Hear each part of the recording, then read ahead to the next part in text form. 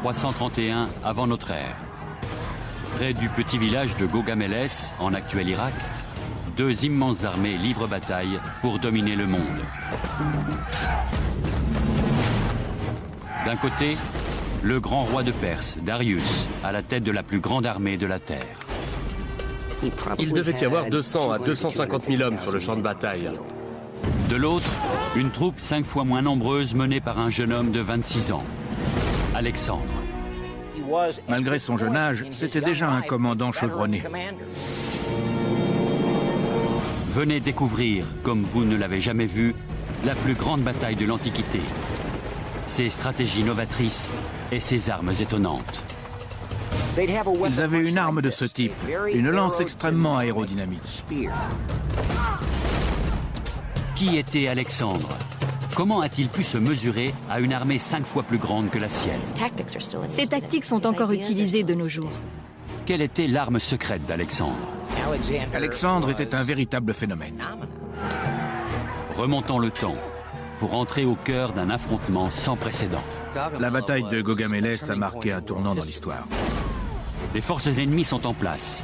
Malgré l'inégalité numérique, elles vont se livrer une bataille sans merci.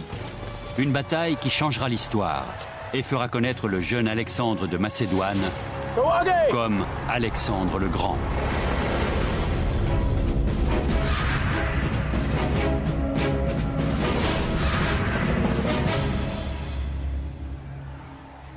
« 1er octobre 331 avant notre ère. Non loin du village de Gaugamélès, les deux armées les plus puissantes du monde, l'armée perse et l'armée macédonienne, se font face. Malgré leur infériorité numérique, les Macédoniens chargent les premiers. Leur jeune commandant, Alexandre, donne l'ordre à ses troupes d'élite d'attaquer le centre du front perse.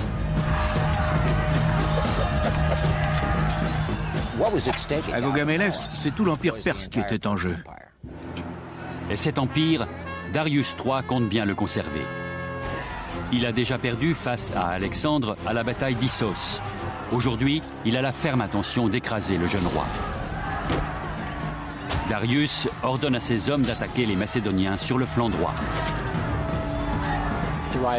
Darius tendait un piège et forçait Alexandre à s'y précipiter.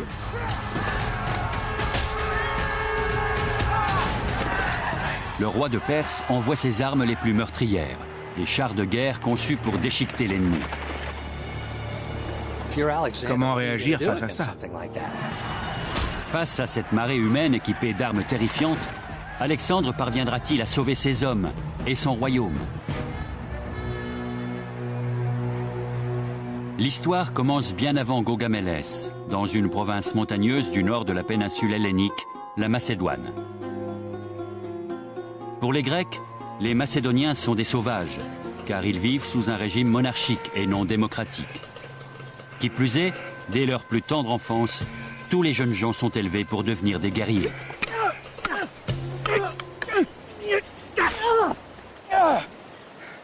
Allez, bats-toi! Bats-toi, Alexandre! Alexandre connaissait très bien l'épopée homérique. Il a grandi dans une société qui accordait une grande valeur aux héros et exaltait tout ce qui pouvait révéler le courage individuel.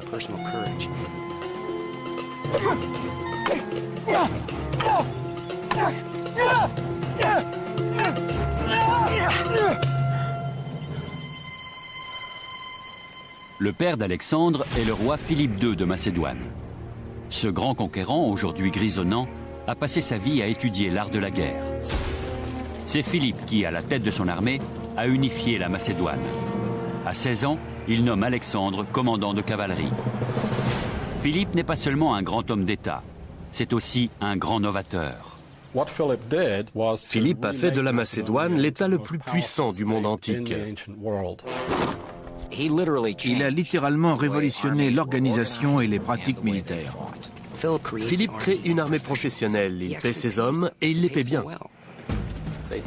Ils s'entraînaient toute l'année. Les hommes d'une même région étaient regroupés entre eux, ce qui donnait des unités très soudées, très entraînées et par conséquent extrêmement efficaces. Philippe a fait de la Macédoine une puissance régionale. À présent, c'est toute la Grèce qu'il entend soumettre à son autorité. Parménion, comment vont nos affaires? Eh bien, Athènes et Thèbes posent problème. Faut régler ça. Ne t'inquiète pas pour Athènes. On peut s'occuper séparément des deux cités. Alexandre sera mon général. Il est prêt à se battre.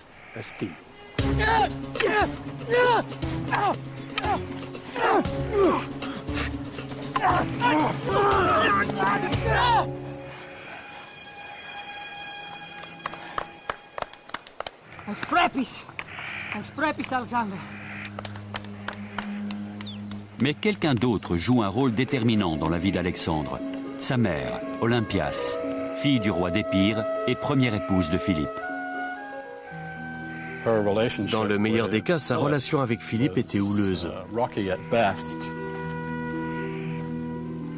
Philippe l'a répudiée en faveur d'une nouvelle épouse. Cela a sans doute suscité un certain ressentiment de la part d'Alexandre, qui estimait que sa mère avait été bafouée, injustement privée de ses privilèges. De son côté, Olympias craignait que cette nouvelle épouse ne mette au monde un fils que Philippe préférerait à Alexandre comme héritier. En 336, l'assassinat de Philippe vient bouleverser la vie d'Alexandre. Un événement déterminant pour la Macédoine et pour le jeune prince.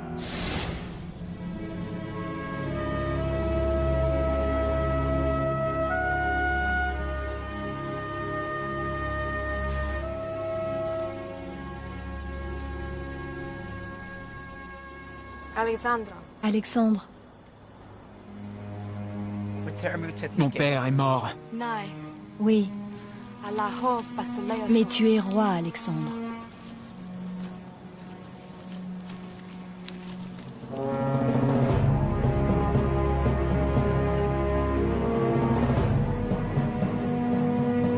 Si Philippe n'est plus, ses projets de conquête demeurent vivaces. À 20 ans à peine, Alexandre prend la tête de l'armée pour écraser la rébellion qui agite les cités grecques depuis la mort de son père. Rien ne peut arrêter l'armée macédonienne. Après avoir soumis Athènes et les autres cités-États, le jeune roi tourne ses regards vers l'Orient, en direction de la Perse. L'Empire perse a été le premier empire de l'histoire. Jusque-là, jamais le monde n'avait rien connu d'aussi grand, d'aussi organisé.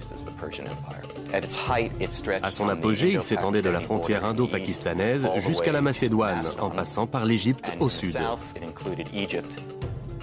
Les Perses et les Grecs se faisaient régulièrement la guerre depuis à peu près 550 avant Jésus-Christ, c'est-à-dire plus de 200 ans.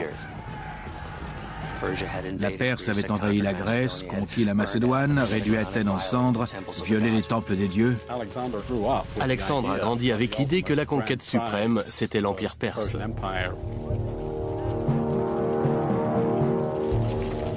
En 334, Alexandre et ses 45 000 hommes font route vers l'Est et pénètrent sur le territoire de l'Empire perse. La légende raconte qu'en traversant l'Anatolie, Alexandre s'arrête dans un temple aux environs de la ville de Gordion.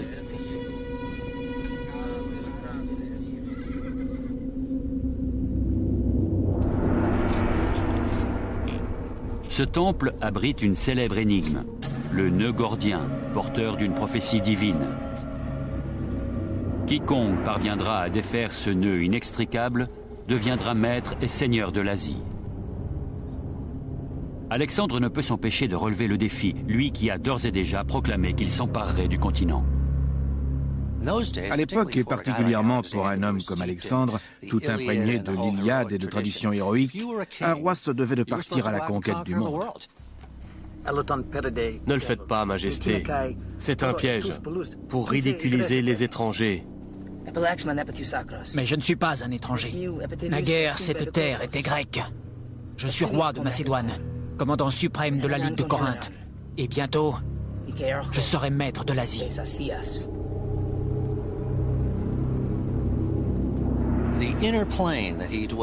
Son monde intérieur était peuplé de héros comme Achille, Hector ou Héraclès. C'étaient ses modèles, et il voulait, comme eux, laisser derrière lui une renommée éternelle, accomplir des exploits sans précédent. Allons-nous-en, Majesté. Je pense que ce nœud est vraiment impossible à dénouer. La prophétie ne dit pas qu'il doit être dénoué. Elle dit qu'il doit être défait.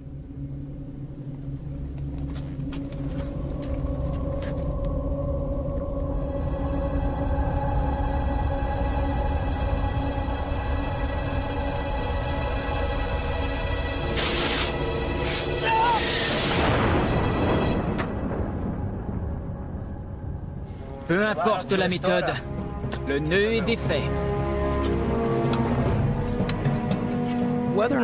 Que cette histoire soit vraie ou non, elle est révélatrice du caractère d'Alexandre.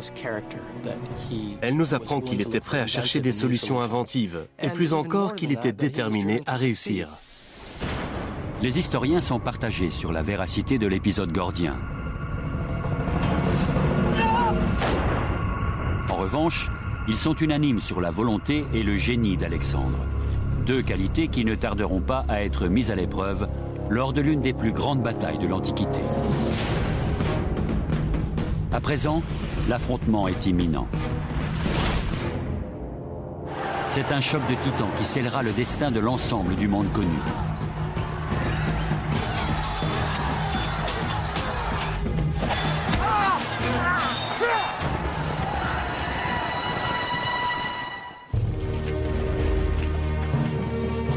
Depuis 334, Alexandre et son armée de 45 000 hommes ne cessent d'avancer sur les terres de l'Empire perse. Mais l'invasion passe quasiment inaperçue aux yeux du grand roi.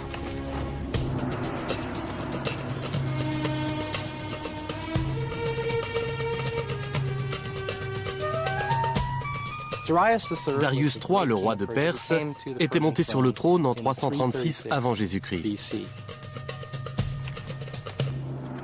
Qu'est-ce qu'il y a? Darius apprend enfin qu'Alexandre et son armée ont pénétré sur les terres de l'Empire.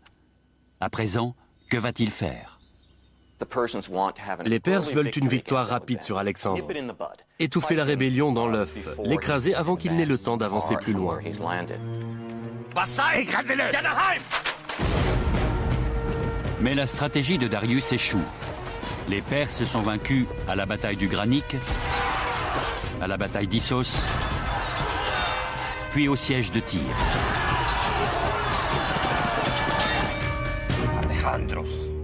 Face aux déroutantes victoires du jeune général, Darius entreprend de renforcer son armée. La plupart de ses conseillers lui disaient « N'affrontez pas Alexandre en bataille rangée, son armée est trop forte. C'est beaucoup trop risqué. Mieux vaut éviter le combat et battre en retraite. » Laissez au formidable terrain du sud-ouest asiatique le soin de triompher d'Alexandre. Détruisez toute nourriture, brûlez les cultures, affamez-le. C'est ainsi que vous prendrez le chemin de la victoire. Mais Darius a énormément de mal à suivre ce genre de conseils, parce qu'il doit faire ses preuves et traditionnellement, un roi perse fait ses preuves en remportant des batailles. Malgré tout, avant le bras de fer final, Darius tente de négocier avec Alexandre. Il envoie plusieurs courriers à Alexandre dans lesquels il propose différentes modalités de paix. Si Alexandre met un terme à sa campagne, Darius lui promet de l'argent, la moitié de son empire, déjà conquise à ce moment-là, et même la main de sa fille. Alexandre aurait répondu en substance « Pourquoi devrais-je négocier avec vous pour des choses qui m'appartiennent déjà ?» Relis-la. Mais grand roi... Relis! Alexandre à Darius, désormais, tout ce que vous possédez m'appartient. Pour défendre votre trône, levez-vous et battez-vous. À Gaugamélès, c'est tout l'Empire perse qui était en jeu. Si Alexandre parvenait à pousser Darius à se battre et remporter la victoire, il pourrait légitimement prétendre à gouverner l'Empire. Comment s'appelle ce village, là-bas? Il s'appelle Gaugamélès, grand roi. Dites au jeune roi que je l'écraserai à Gaugamela.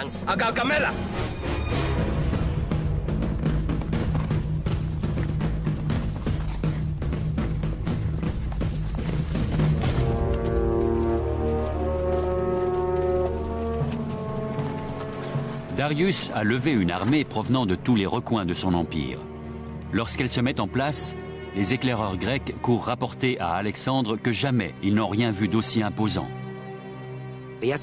L'armée perse recouvrait tout le champ de bataille.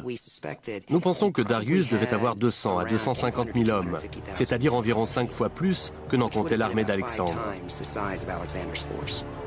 Nous avons des données relativement sûres pour l'armée macédonienne, à savoir qu'elle se composait de quelques 40 000 fantassins et 7 000 cavaliers. Alexandre est secondé par un commandant de cavalerie chevronné, Parménion. Parménion était l'un des généraux de confiance de Philippe. C'était un homme de la vieille école et l'un des seuls à oser s'opposer ouvertement à Alexandre. Quand Alexandre demandait conseil à Parménion, il savait pertinemment qu'il lui donnerait une réponse classique. Il voulait savoir comment un commandant conventionnel envisagerait la situation et souvent, il s'appuyait là-dessus pour élaborer une tactique capable de prendre son adversaire à contre-pied. Si l'inégalité numérique n'effraie pas le jeune Alexandre, il n'en va pas de même pour le vieux général.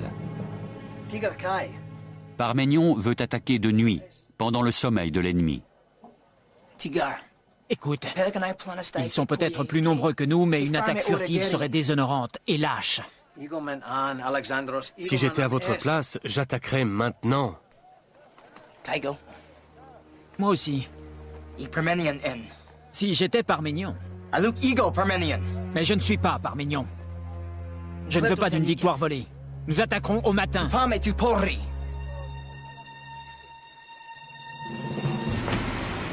Il était arrogant et effronté, mais il n'avait pas le choix pour être obéi. S'attendant à une attaque nocturne, Darius fait veiller ses troupes toute la nuit. L'armée perse n'est pas un corps uni. Elle se compose d'une multitude de bataillons enrôlés par les gouverneurs ou satrapes des 4 coins de l'Empire. Le roi allait voir le satrape et disait « Cette année, votre impôt sera de 1000 hommes ». Il venait d'une multitude de régions différentes, de l'Éthiopie jusqu'à la Bactriane, l'actuel Afghanistan. L'armée perse était donc formée de troupes de langues différentes, de cultures différentes, maniant des armes différentes. La plupart des guerriers perses ne portaient ni armure ni casque et étaient équipés d'une lance de 2,50 m et d'un bouclier en osier. Mais cette infériorité en armes, l'armée de Darius la compensait par le nombre. Les Perses ne sont pas une bande de sauvages indisciplinés. Leur stratégie fonctionne depuis des centaines d'années. Ils ont conquis un immense empire. Ils ont fait leurs preuves. Face à cette gigantesque armée, Alexandre a un avantage. La phalange macédonienne. Dale Dye, capitaine retraité de la marine américaine, historien et conseiller pour le cinéma, a étudié les techniques de guerre macédoniennes. La phalange macédonienne est probablement l'arme de guerre la plus puissante du monde antique. La phalange se divise en syntagmes. Chaque syntagme formant un carré de 256 hommes, constitué de 16 files de 16 hommes. Une fois que la formation était en marche, ses membres n'avaient plus moyen de reculer. Ils avançaient comme un véritable mur de muscles et de fer de lance. C'est ce qui faisait la puissance écrasante de la phalange. Le premier rang était constitué des guerriers les plus chevronnés, ceux qui avaient prouvé leur courage sur le champ de bataille, ceux à qui on pouvait faire confiance pour aller au-devant de l'ennemi. Ils portaient un petit bouclier, la pelte, suspendu à leur cou pour mieux répartir la charge. Mais surtout, ça leur permettait de garder la main gauche libre.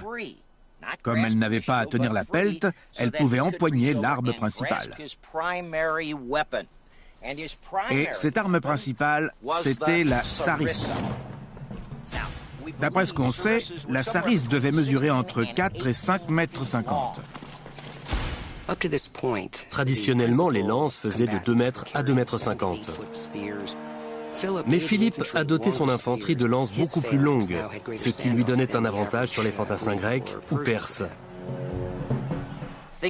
Imaginez 256 harisses aux pointes effilées qui s'étendent à plus de 5 mètres à l'avant du syntagme. Un porc-épic hérissé de fer de lance que l'ennemi ne peut approcher ni par le bas, ni par le haut, ni par le côté. La phalange avait de quoi faire peur, non? Mettons-nous dans la peau d'un soldat perse. Phalange, en position, chargez!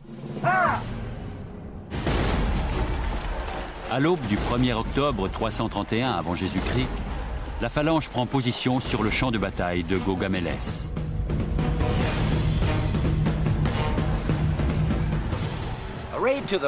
En général, la phalange était flanquée à l'extrême droite d'une unité d'infanterie lourde constituée de soldats appelés hoplites.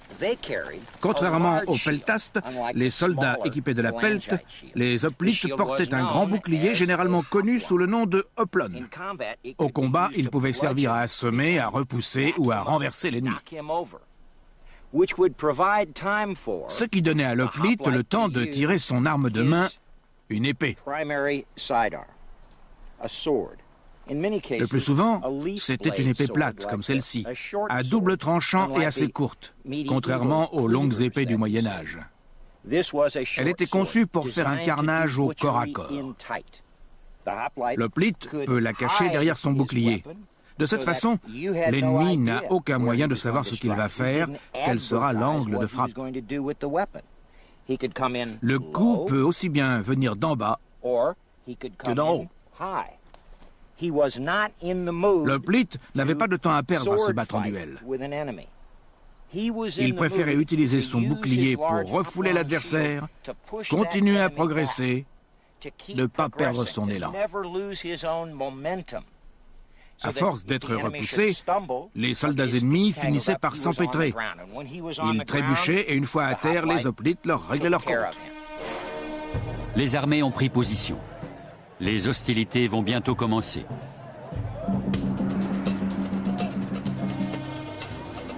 Manifestement, Darius pensait que la bataille de Gaugamélès scellerait sa victoire. Le moment est décisif pour Alexandre et pour l'avenir du monde.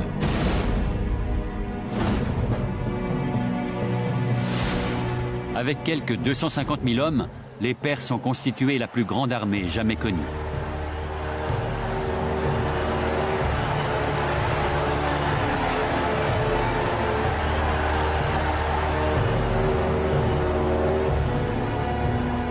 En face, celle d'Alexandre n'en compte que 45 000.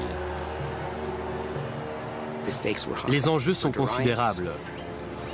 D'un côté, Darius sait que s'il perd cette bataille, c'est son empire qu'il perd avec elle. De l'autre, Alexandre joue son va-tout sur la victoire pour devenir roi de Perse.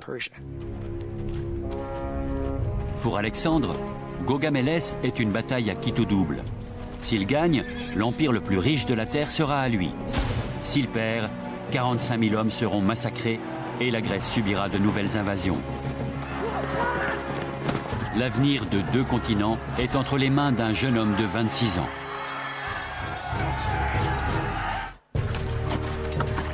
À la tête de ces 45 000 hommes, Alexandre se trouve face à une armée 5 fois plus nombreuse. Dans les deux camps, les meilleurs guerriers sont déployés en ligne continue sur près de 4 km. Alexandre n'a qu'une inquiétude, son infériorité numérique. Car pour le reste, ces hommes ont été précisément entraînés pour ce type de combat.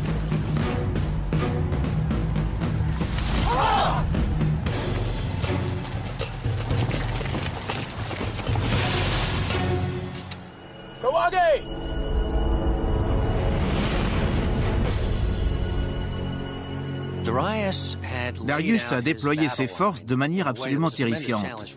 Son armée s'étend sur 4 km et il a ménagé des ouvertures, de larges zones déblayées pour permettre l'avancée des chars à faux.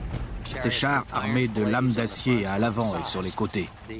De son côté, même étiré au maximum, le front macédonien reste quand même débordé d'1 kilomètre de part et d'autre.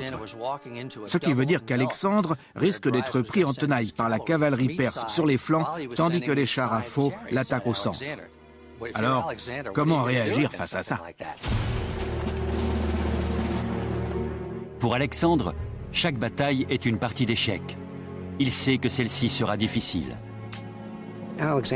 Alexandre considère son armée comme un marteau et une enclume. La phalange représente l'enclume et la cavalerie le marteau. Elle pousse l'ennemi qui se retrouve écrasé entre marteau et enclume.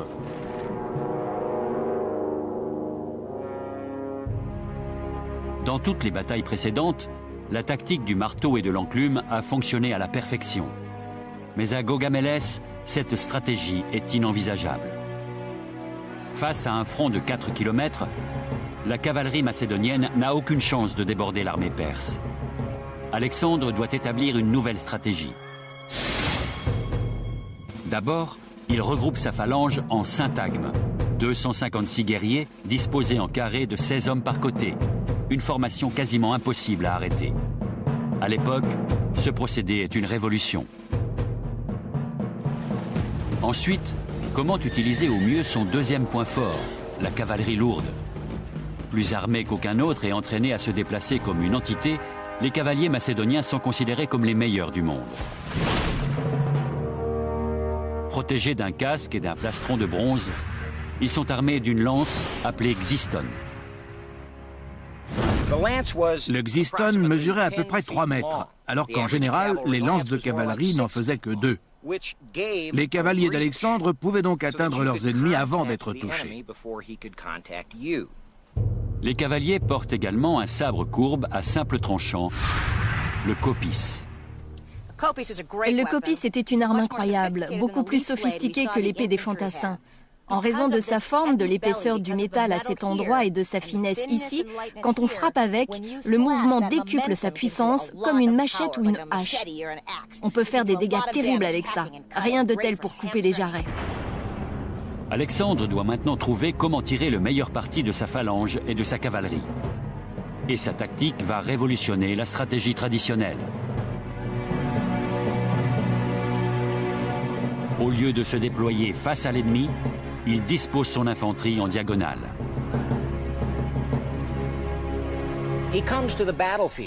Il prend position sur le champ de bataille en une formation très étrange pour l'époque. Si l'on devait la décrire en termes militaires d'aujourd'hui, on dirait qu'Alexandre dispose ses troupes en échelon, refusées à gauche. Ces termes modernes signifient que les syntagmes macédoniens sont déployés en diagonale, flanc gauche pointant vers l'extérieur et non vers les lignes ennemies, afin de prévenir toute attaque latérale. L'échelon, c'est-à-dire l'angle adopté, ne peut que surprendre un ennemi qui n'a jamais vu cela auparavant.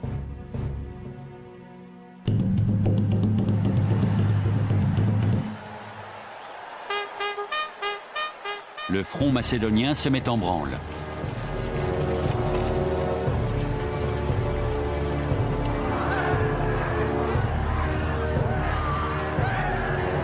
En première ligne des forces perses se dressent les Immortels, la garde d'élite de Darius.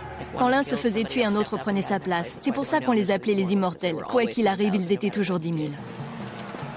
Lorsque les Macédoniens approchent, Darius est convaincu que leur formation oblique lui donne un énorme avantage, car elle offre à sa cavalerie un vaste terrain ouvert où s'engouffrer. Alexandre est fin tacticien. Il sait qu'une armée composée d'une cavalerie imposante n'hésitera pas à charger dans une ouverture si on lui en donne l'occasion. Pour lui, il était évident que s'il offrait cette possibilité à Darius, Darius en profiterait. Et il avait raison. Darius ordonne à sa cavalerie de charger à gauche.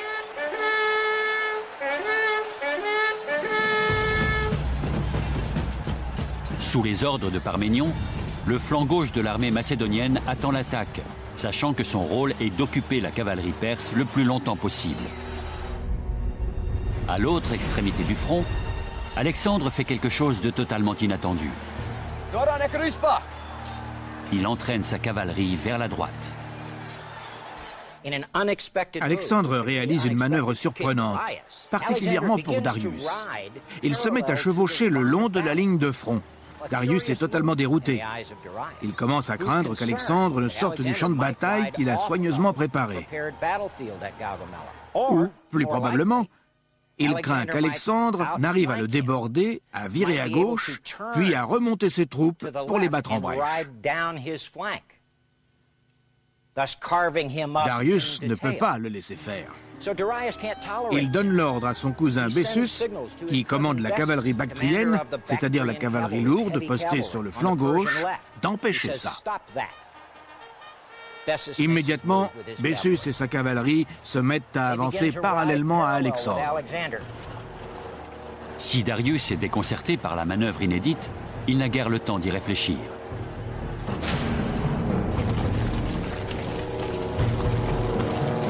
Au centre, la collision est imminente entre l'invincible phalange macédonienne et les valeureux immortels.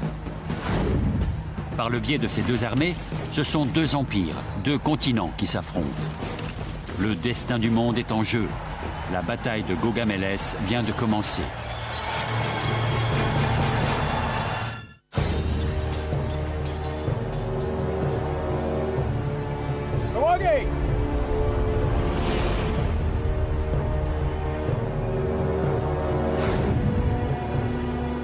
Nous sommes le 1er octobre 331 avant notre ère. Malgré son infériorité numérique, l'armée d'Alexandre charge le front perse.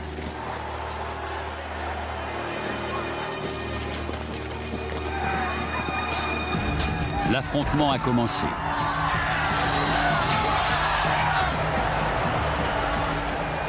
Tandis qu'à gauche et au centre, la bataille fait rage, Alexandre et ses compagnons poursuivent vers la droite. En face, la cavalerie perse les suit pas à pas. Mais Alexandre a une arme secrète. Caché derrière les chevaux, tout un régiment de peltastes avance avec lui.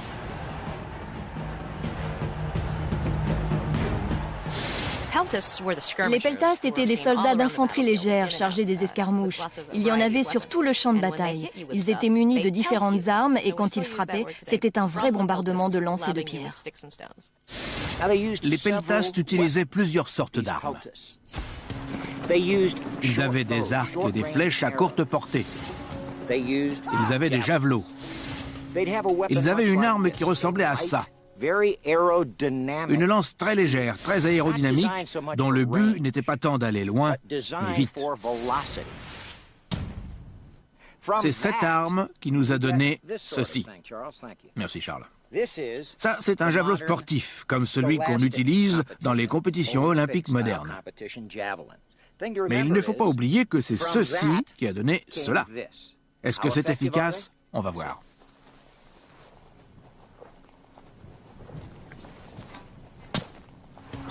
Les peltastes postés à l'avant de la ligne de front utilisaient ces javelots pour abattre les cibles importantes, les officiers, les conducteurs de chars à faux, mais aussi pour déstabiliser l'ennemi, le pousser à bout.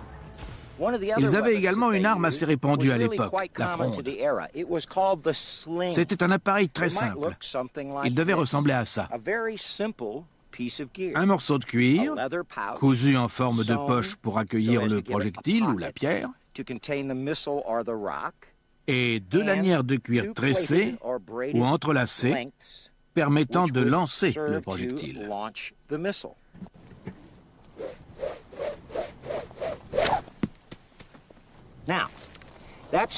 À première vue, la pierre que je viens de lancer ne donne pas l'impression de pouvoir blesser qui que ce soit. Mais imaginez la scène avec 200 ou 300 peltastes armés de frondes et mitraillant l'ennemi de pierres ou de projectiles métalliques. Ils font forcément des blessés. Mieux encore, ils sèment la panique. Accompagné de ses peltastes cachés, Alexandre poursuit son avancée sans anicroche. Cette botte secrète est l'une des clés de la stratégie qui le conduira à la victoire.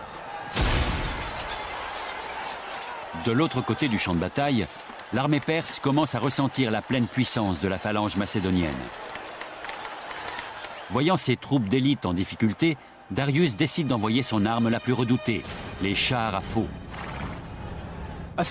Le char à faux était un gros char à 2 roues sur lesquelles 2 lames étaient fixées à la verticale, de manière à trancher tout ce qu'elles rencontraient sur leur passage. 200 chars à faux, l'arme suprême de Darius, s'élancent.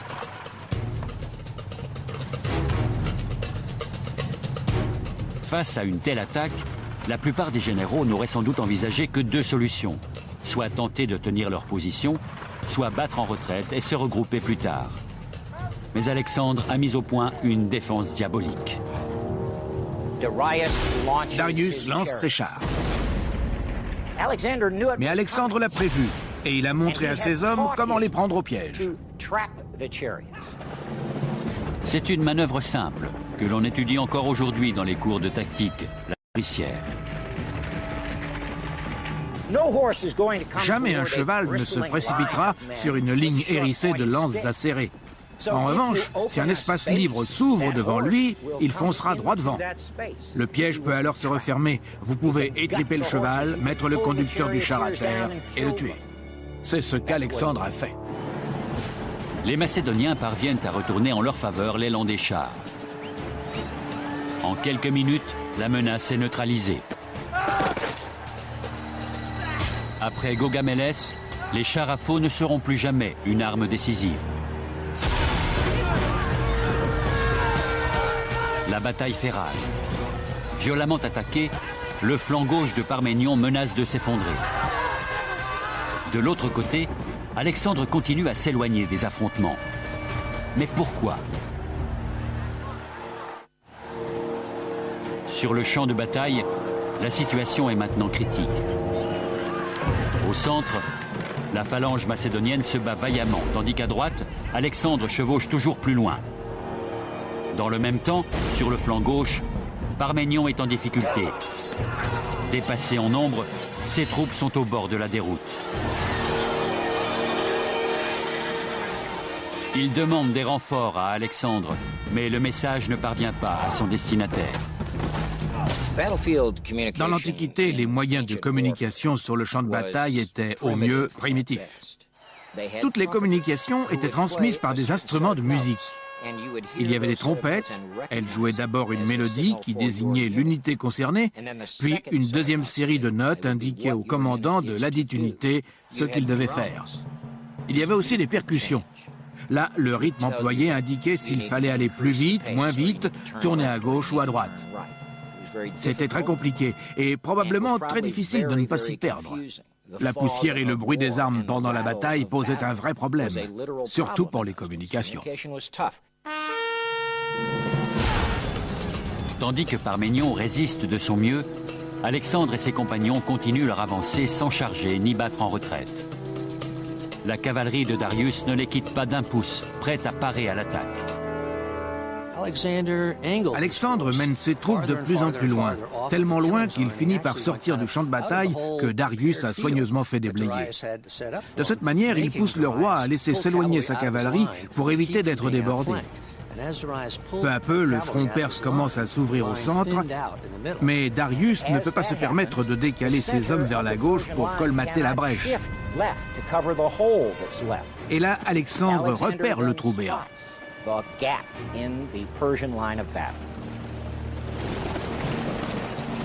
La stratégie fantaisiste d'Alexandre a semé le désordre dans les lignes perses et ouvert une brèche dans le front ennemi. Mais comment l'exploiter? Comme tous les grands généraux, il sent. Il sent le moment où cette porte s'ouvre.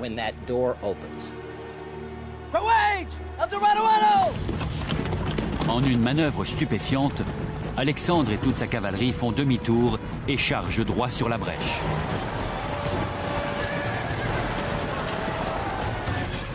Découverts, les peltastes pilonnent les cavaliers perses à coups de pierre, de javelots et de flèches pour les empêcher de poursuivre Alexandre et ses compagnons.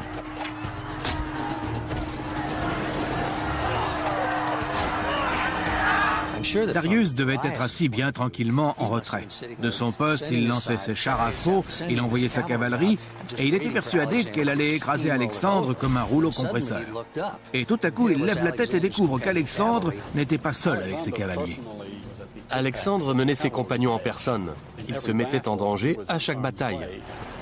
Alexandre et sa cavalerie se ruent dans la brèche et pénètrent en force dans le camp adverse.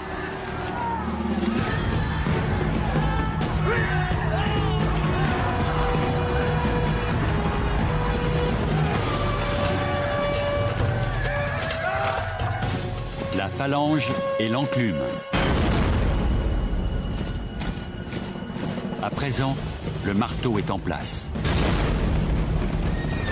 Prise en étau, l'infanterie perse n'oppose aucune résistance. La phalange avance implacablement.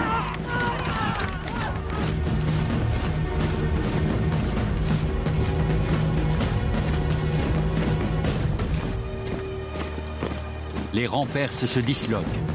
Les soldats prennent la fuite. Maintenant que le centre a cédé, Alexandre n'a plus qu'un seul but, le but ultime depuis que la guerre existe, tuer le roi. Alexandre n'avait qu'une idée en tête pendant toute la bataille. Affronter Darius en combat singulier, le tuer et accrocher sa tête au bout de sa lance.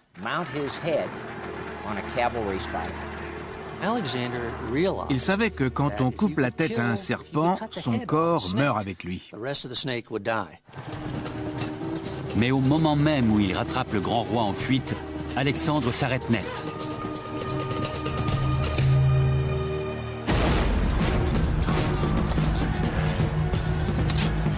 Il vient d'apprendre que les troupes de Parménion sont à bout de force, sur le point d'être écrasées. Elles ont besoin de son aide. Que faire? Tuer le roi ou sauver ses troupes? Sa décision pourrait modifier l'issue de la bataille.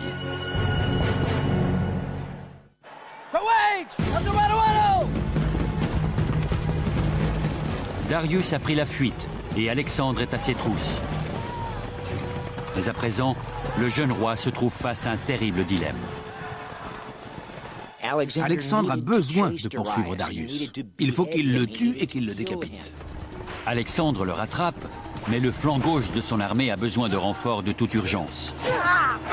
Le choix est cornélien pour un jeune homme de 26 ans décidé à conquérir le monde.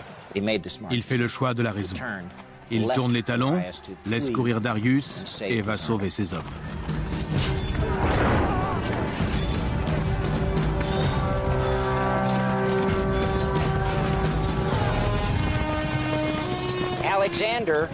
À son arrivée, Alexandre trouve ses soldats en déroute qui tombent l'un après l'autre.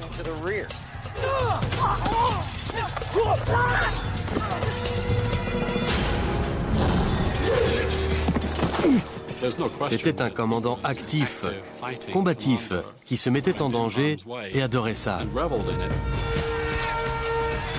L'opération de sauvetage de Parménion est l'une des phases les plus durement gagnées de la bataille.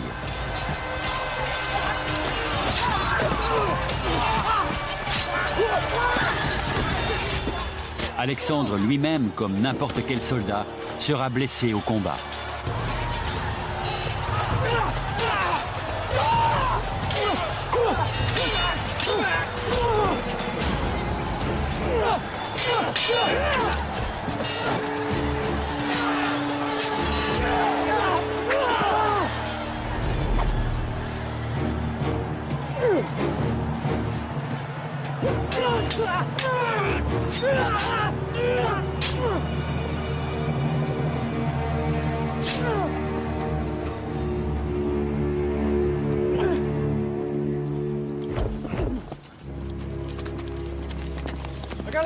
Majesté, Majesté, Darius s'est échappé. Pour Alexandre, la victoire est amère. Il est venu à la rescousse de son flanc gauche. Il a sauvé son armée. Et il a remporté la bataille de Gaugamélès. En fin d'après-midi, la bataille est terminée. Alexandre est entré dans la légende. Merci mon roi. L'honneur est pour moi. On pourrait presque dire que pour Alexandre, Gaugamélès a été l'ultime bataille, la bataille décisive. Après ça, il s'approprie peu à peu tous les titres du grand roi de Perse. Alexandre poursuivit sa route vers l'Est et conquit le reste de l'Empire perse. Il traversa les déserts de l'actuel Afghanistan et triompha des armées de l'Inde. Je crois que s'il a continué à avancer, c'est uniquement parce qu'il voulait accomplir des exploits sans pareil pour laisser derrière lui une renommée et une gloire éternelle. Il n'a jamais perdu une seule bataille. C'est le plus grand vainqueur étudié en Occident. C'était un brillant tacticien, un brillant homme d'État, un être charismatique qui exhalait une sorte d'aura de puissance. Si je devais établir une liste de grands généraux, Alexandre serait le premier. Il mérite vraiment son épithète de grand.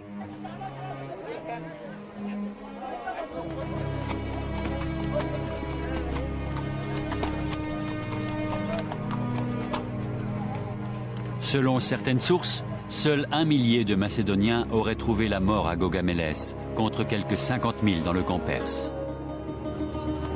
Darius alla se réfugier dans les montagnes alentours, mais ce ne fut que pour être assassiné quelques mois plus tard par un de ses satrapes. Alexandre s'autoproclama seigneur de l'Asie, et les faits lui donnaient raison. Alexandre était grand parce qu'il savait précisément ce qu'il voulait.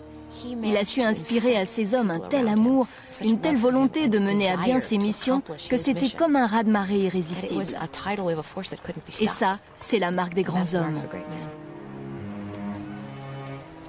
Alexandre ne vécut que 6 ans après la bataille de Gaugamélès. À sa mort, à 32 ans, il avait conquis la totalité du monde connu. La prophétie de Gordion s'était réalisée. Ses stratégies insolites s'étaient révélées aussi efficaces à défaire les armées ennemies que le nœud gordien. C'était un meneur héroïque à la tête d'un peuple héroïque. Dans un monde qui ne croyait pas à la vie éternelle, le seul moyen d'accéder à l'immortalité, c'était d'accomplir des prouesses dignes des livres d'histoire. Et dans ce sens, Alexandre a bel et bien gagné l'immortalité. À la bataille de Gaugamélès, Alexandre le Grand est entré dans la légende.